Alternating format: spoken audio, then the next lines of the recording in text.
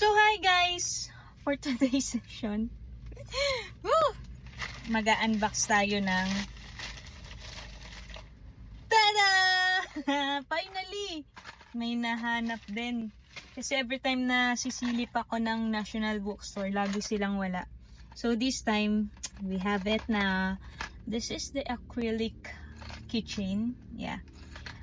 This is just 49 pesos. And this 3D keychain is 125.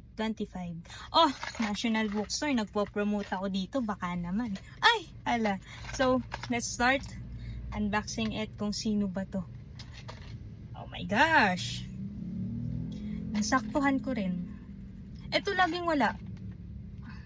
But yeah, let us see kung sino ang makukuha natin.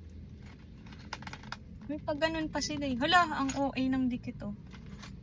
Tama ba tong... Kaya naman pala ilalim yung binuksan ko. Ganun din yun. Okay.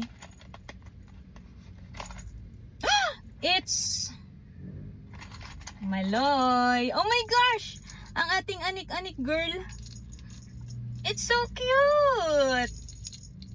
Anik-anik talaga. Hindi ako mahilig dito sa anik-anik pero pag bini talaga usapan.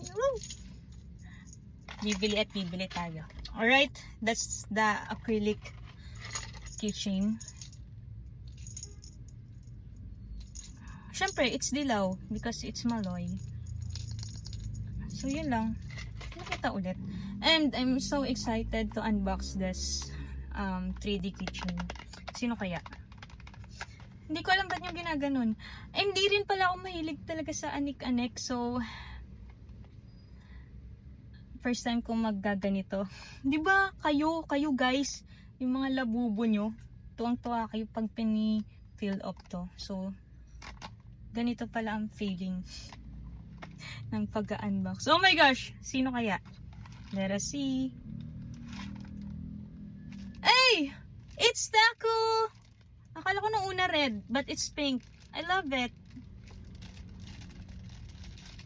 Hey, it's Stacy. Woohoo!